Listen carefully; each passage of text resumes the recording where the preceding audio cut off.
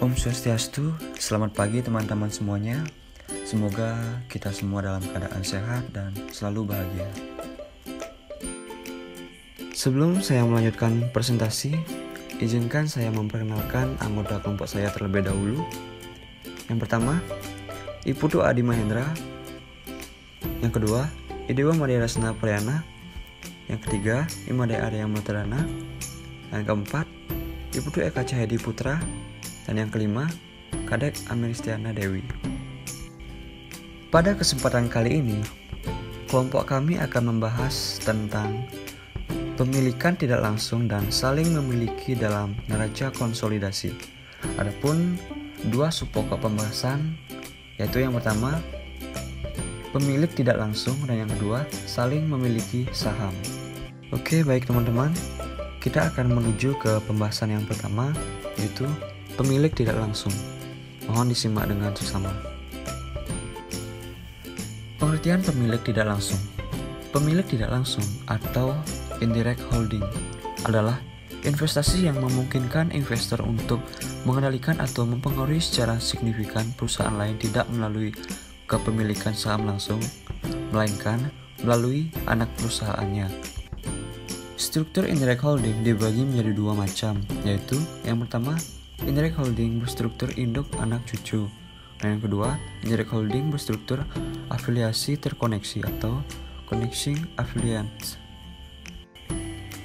Indirect holding berstruktur induk anak cucu.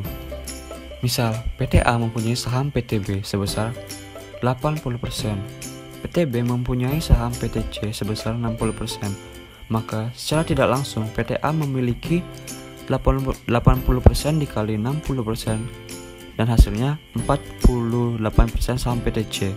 Meskipun kepemilikan secara tidak langsung PT A atas PT C kurang dari 50%, laporan keuangan PT C harus masuk ke dalam laporan konsolidasi PT A.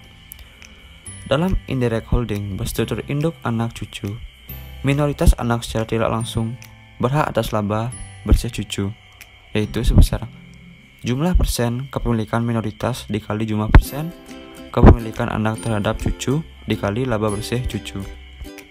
Indirect holding berstruktur afiliasi terkoneksi.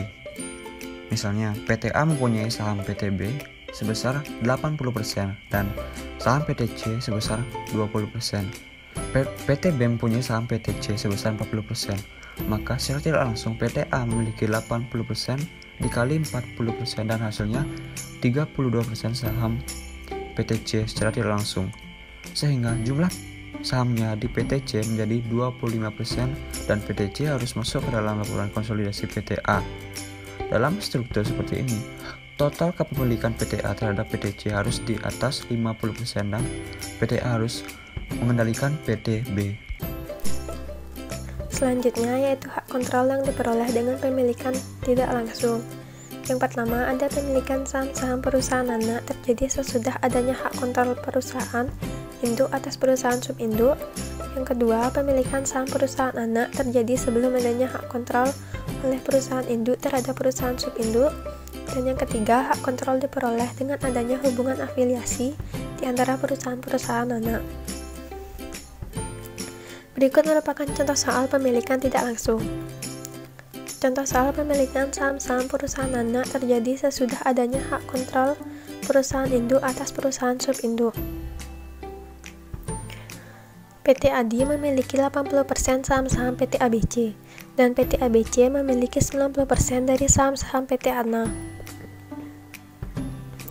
PT Adi membeli 400 lembar saham-saham PT ABC dengan harga Rp75.000 per lembar pada tanggal 1 Januari 2010. 1 tahun kemudian, tepatnya pada tanggal 1 Januari 2011, PT ABC membeli 450 lembar saham-saham PT Ana dengan harga Rp70.000.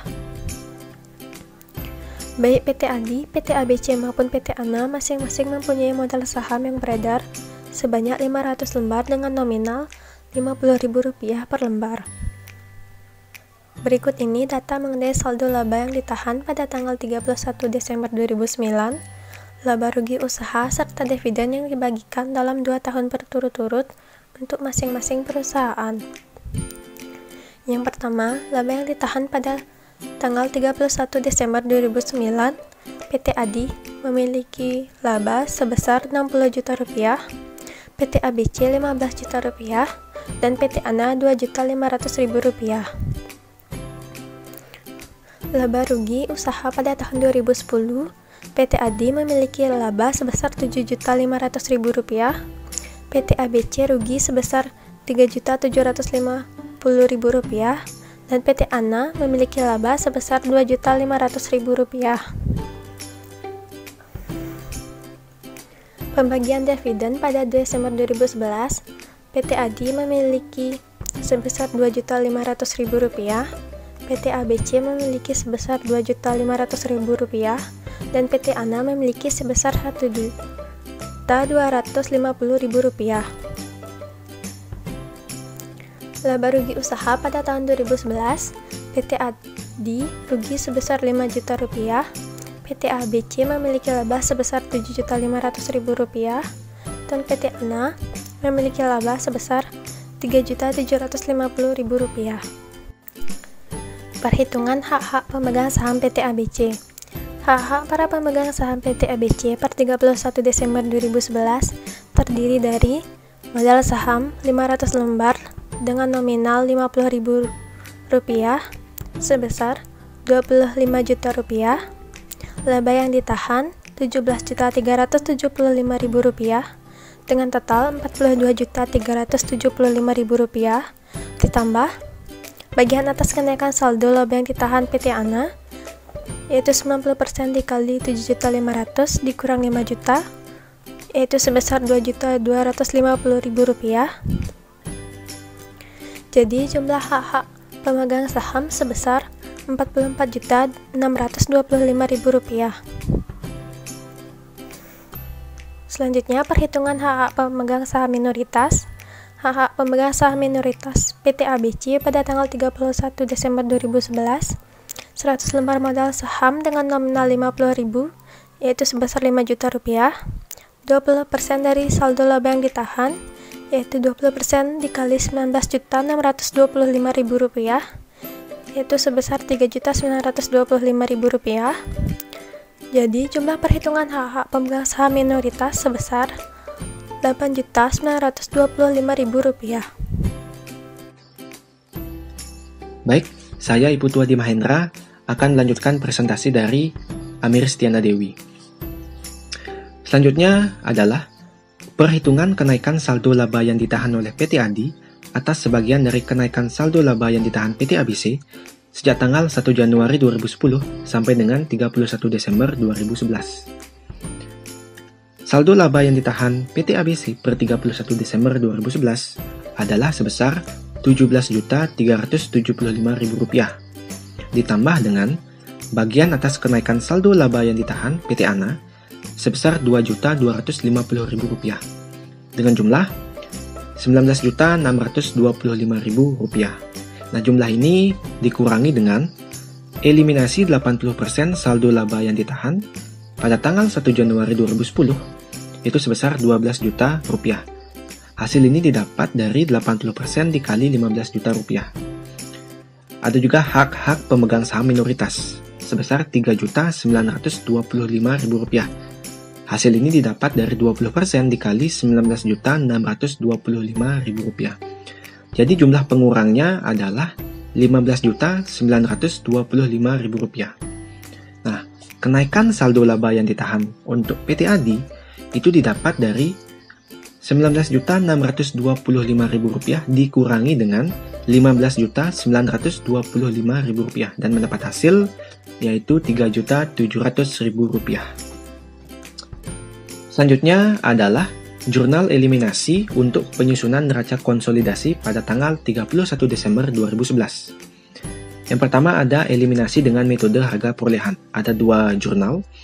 Yang pertama adalah eliminasi terhadap investasi saham-saham PT ANA dan hak para pemegang saham PT ANA dengan jurnal modal saham PT ANA Rp22.500.000, laba yang ditahan PT ANA Rp4.500.000, selisih lebih harga perolehan di atas nilai buku saham Rp4.500.000 pada investasi saham-saham PT ANA Rp31.500.000. Jurnal yang kedua itu eliminasi terhadap investasi saham-saham PT ABC dan hak-hak pemegang saham PT ABC dengan jurnal modal saham PT ABC 20 juta rupiah, laba yang ditahan PT ABC 12 juta rupiah, pada investasi saham-saham PT ABC 30 juta rupiah, selisih lebih nilai buku di atas harga perolehan saham 2 juta rupiah.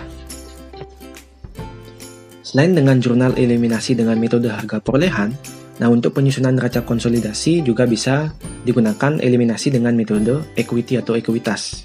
Jadi ada dua jurnal eliminasi. Yang pertama, eliminasi terhadap investasi saham-saham PT ANA dan hak-hak para pemegang saham PT ANA.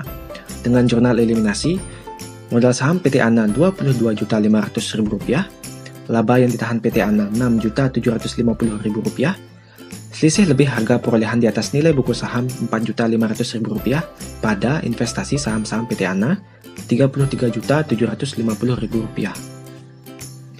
Jurnal eliminasi yang kedua adalah eliminasi terhadap investasi saham-saham PT ABC dan hak-hak pemegang saham PT ABC dengan jurnal modal saham PT ABC Rp20 juta, laba yang ditahan PT ABC Rp15.700.000, pada investasi saham-saham PT ABC Rp33.700.000, selisih lebih nilai buku di atas harga perolehan saham Rp2 juta.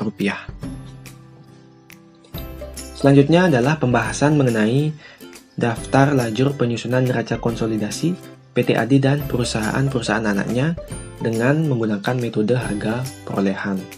Jadi ada 6 kolom di dalam daftar lajur ini. Yang pertama adalah kolom rekening-rekening neraca, kolom PT ADI sebagai perusahaan induk, kolom PT ABC sebagai perusahaan subinduk, kolom PT ANA sebagai perusahaan anak, kolom eliminasi, dan kolom neraca konsolidasi.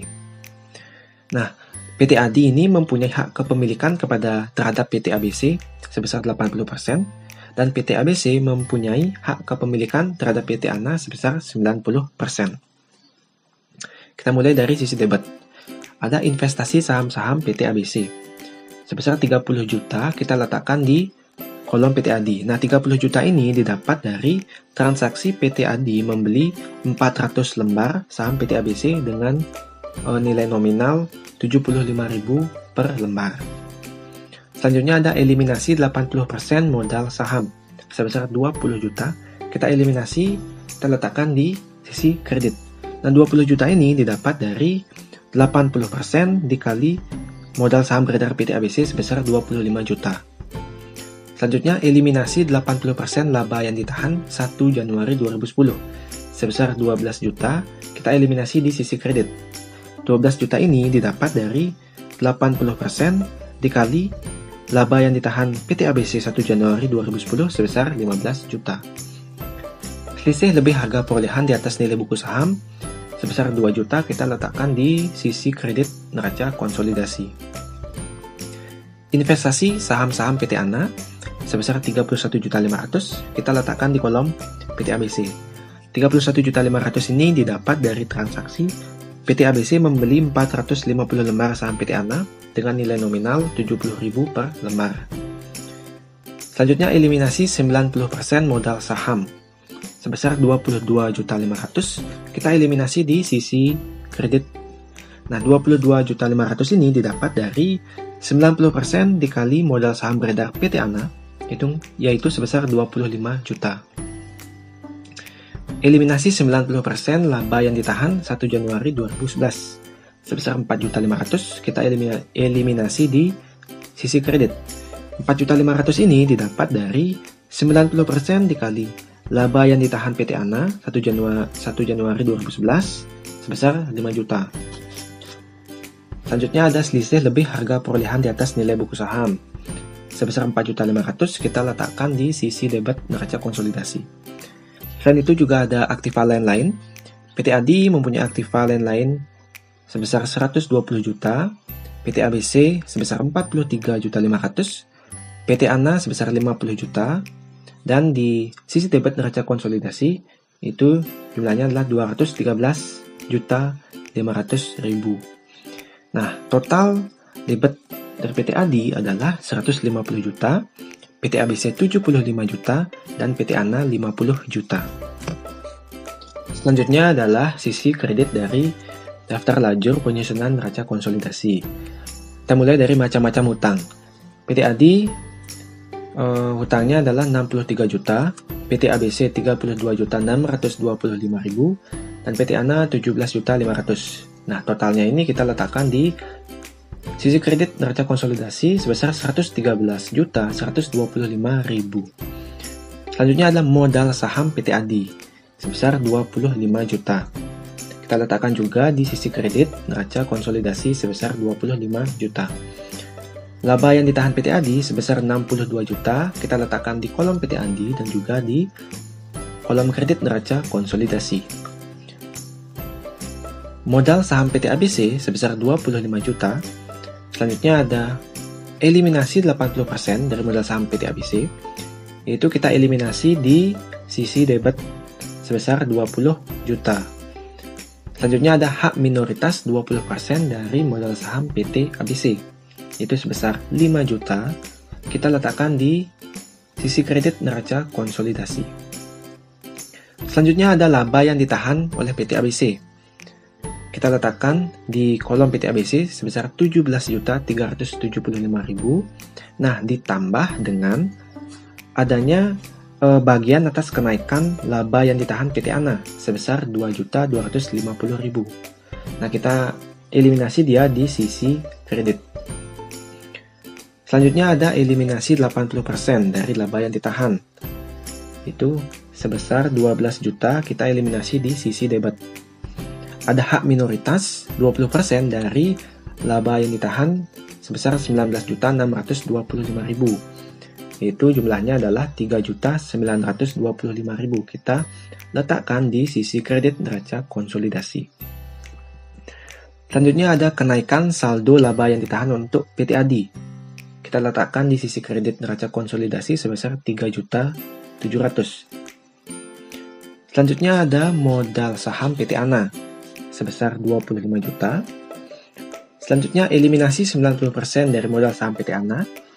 Itu kita eliminasi di sisi debit sebesar 22.500.000. Kemudian ada hak minoritas 10% dari modal saham PT ANA. Kita letakkan di sisi kredit neraca konsolidasi sebesar 2.500.000. Ada laba yang ditahan PT ANA sebesar 7.500.000. Selanjutnya ada eliminasi 90% dari laba yang ditahan PT ANA. Kita eliminasi di sisi debit dengan jumlah 4.500.000. Selanjutnya ada hak minoritas 10% dari laba yang ditahan PT ANA sebesar 7.500.000.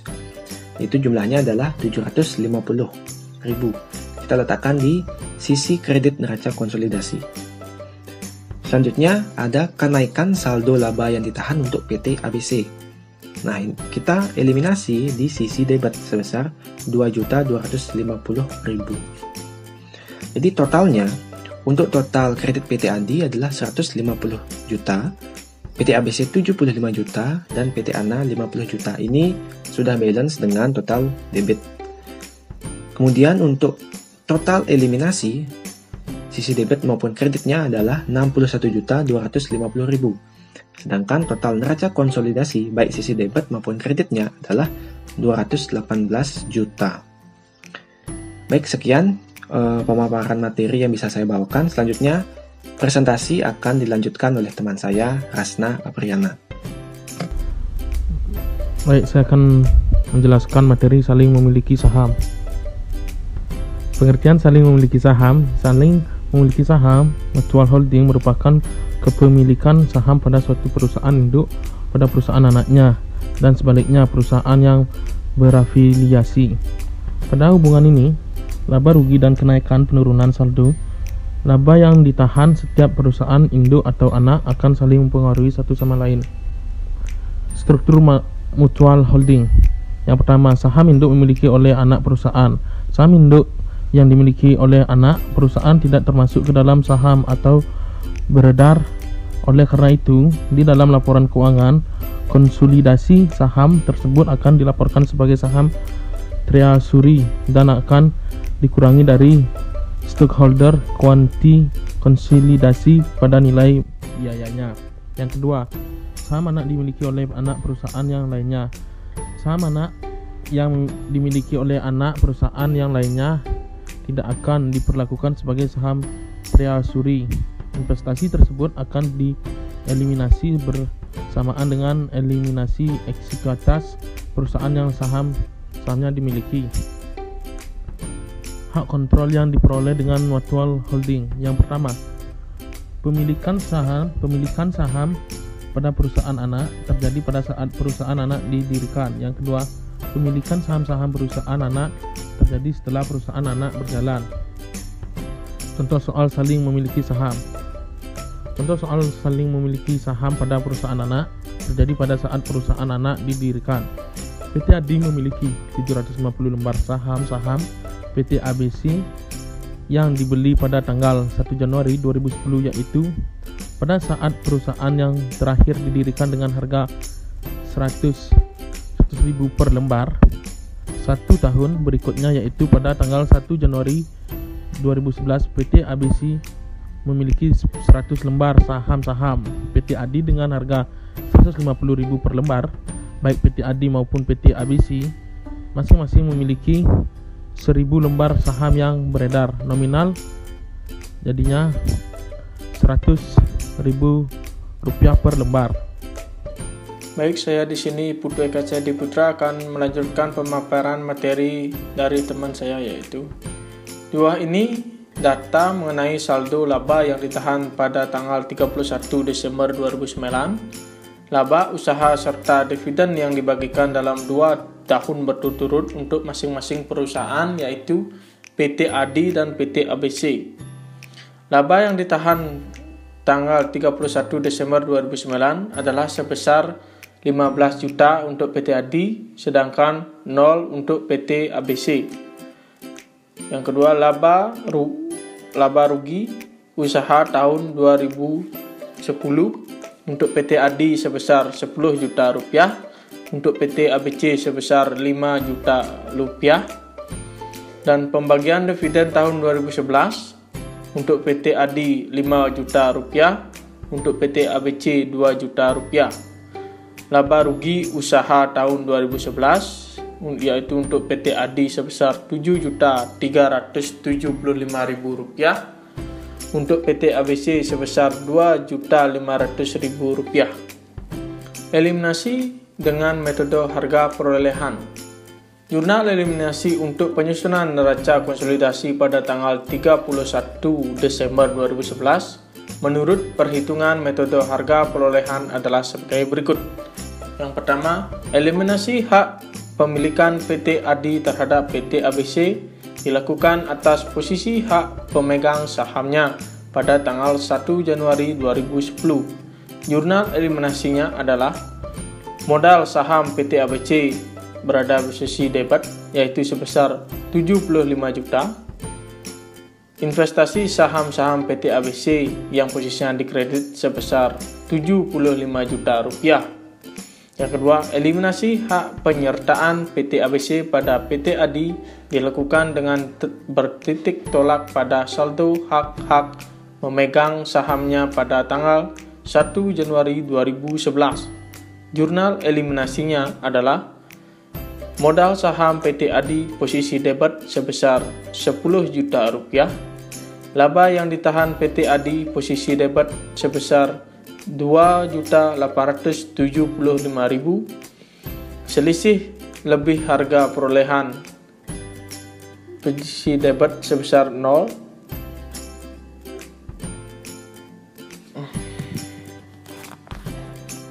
Selisih lebih harga perolehan di atas nilai buku saham, yaitu posisi debit sebesar 2.125.000.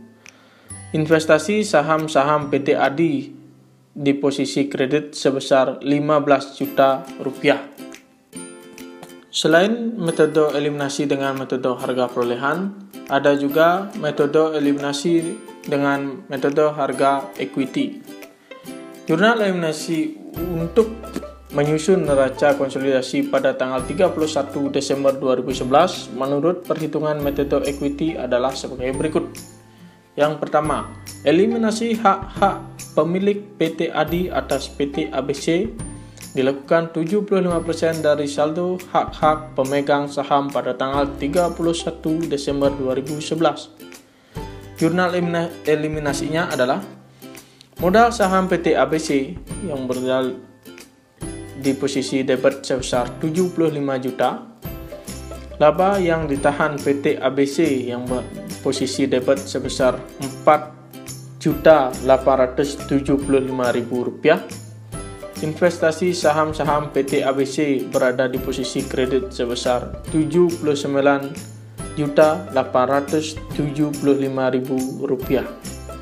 Yang kedua, eliminasi hak-hak pemilik PT ABC atas PT ADI sebesar 10% dari saldo hak-hak pemegang saham pada tanggal 31 Desember 2011. Jurnal eliminasinya adalah modal saham PT ADI di posisi debit sebesar 10 juta rupiah, laba yang ditahan PT ADI di posisi debit sebesar 3.375.000 rupiah, selisih lebih harga perolehan di atas nilai buku saham di posisi debit sebesar 2.125.000 rupiah, investasi saham PT ADI di posisi kredit sebesar 15.500.000 rupiah.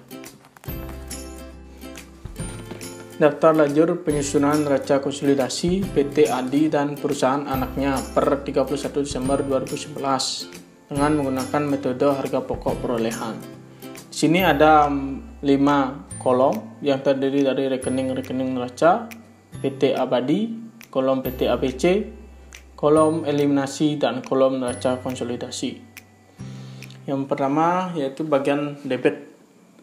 Investasi saham-saham PT ABC sebesar 75 juta diletakkan pada kolom PT ADI.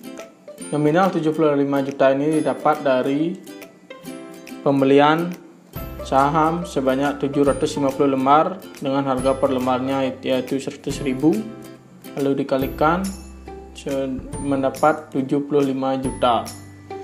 Dan eliminasi 75% atas modal saham yang diletakkan nominalnya yaitu 75 juta diletakkan pada eliminasi, kolom eliminasi bagian kredit. Sedangkan investasi saham-saham PT ADI yaitu sebesar 15 juta diletakkan pada kolom PT ABC. Dan eliminasi 10% yaitu modal saham diletakkan di kolom eliminasi bagian kredit sebesar 10 juta rupiah. Eliminasi 10% laba yang ditahan 1 Januari 2011 sebanyak 28.750.000 dikali 10% mendapat 2.875.000 rupiah diletakkan pada kolom ini eliminasi bagian kredit. Sedangkan selisih lebih harga perolehan di atas nilai buku saham yaitu didapat 2.125.000 diletakkan pada kolom neraca konsolidasi bagian debit. Dan aktiva lain-lain yang pada kolom PT ADI sebesar 100 juta rupiah, pada kolom PT ABC sebesar 135 juta rupiah, dan kolom neraca konsolidasi sebesar 235 juta rupiah. Daftar lajur penyusunan neraca konsolidasi PT ADI dan perusahaan anaknya dengan metode harga perolehan bagian kredit, yaitu terdiri dari 5 kolom juga, yaitu bagian rekening-rekening neraca, kolom PT ADI, kolom PT ABC, kolom eliminasi, dan neraca konsolidasi. Yaitu sekarang bagian kredit, macam-macam hutang. Pada kolom PT ADI sebesar 46.125.000, pada kolom PT ABC sebesar 44 juta. Akan neraca konsolidasi bagian kredit yaitu sebesar 90.125.000 didapat dari 46.125.000 ditambah dengan 44 juta mendapat 90.125.000. Modal saham PT ADI sebesar 100 juta dicatat dalam PT ADI sebesar 100 juta. Eliminasi 10% dari modal saham PT ADI sebesar 100 juta